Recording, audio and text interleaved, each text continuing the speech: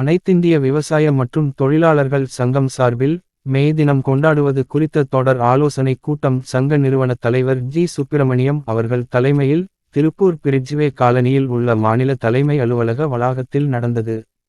திருப்பூர் வீரபாண்டி பகுதி சங்கத் தலைவர் ரமேஷ் ஏற்பாட்டின் பேரில் அப்பகுதியை சேர்ந்த தேமுதிகவைச் சேர்ந்த நிர்வாகி விநாயகமூர்த்தி என்பவர் மே தின தொடர் ஆலோசனை கூட்டத்திற்கு வருகை புரிந்து சங்கத்தின் சட்ட திட்டங்களையும் கட்டுப்பாடுகளை அறிந்து சங்கத்தில் உறுப்பினராக தன்னை இணைத்து கொண்டார். பின்பு திருப்பூர் வீரபாண்டி பகுதியைச் சேர்ந்த சங்க பொறுப்பாளர் சாந்தி என்பவரின் பேரனும் பிரபாகரன் கோமதி ஆகிய தம்பதியரின் மகனுமாகிய கே லோகித் வயது 9 சிறுவனின் பிறந்த நாளை சங்க அலுவலகத்தில் கேக் வெட்டி கொண்டாடப்பட்டது.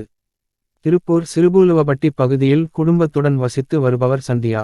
சங்க பொறுப்பாளர் கடந்த 25 தேதி பகல் 1:30 மணியளவில் வீட்டுக்கு உணவருந்த வந்தபோது பக்கத்து வீட்டில் சத்தம் கேட்டு அங்கு சென்று பார்போது நிறைமாத கர்ப்பிணியான இளம் பெண் ஒருவருக்கு சுகப்பிரசவம் ஏற்பட்டு இருந்ததை பார்த்து உடனடியாக செயல்பட்டு 108 ஆம்புலன்ஸ் வரவழைத்து தாயையும் சேயையும் அரசு மருத்துவமனையில் சேர்த்துள்ளார். அதற்காக சங்க தலைவர் ஜி.கே. விவசாய மணி என்கிற ஜி. சுப்பிரமணி அவர்களை பொன் ஆடை போர்த்தி பாராட்டினார். சங்கத்தின் உறுப்பினர்கள் இதுபோல் மற்றவர்களுக்கு உதவி செய்ய வேண்டும், பாடுபடும் தொழிலாளர்கள் விவசாயிகள் முன்னேற வேண்டும் எங்களது கொள்கை என பேசினார். மக்களால் தேர்ந்தெடுக்கப்பட்ட பிரதிநிதிகளாகி நீங்க கிரீனிங்களை கையெழுத்து போகணும்னு நான் சொல்லிட்டு இருக்கிறேன்.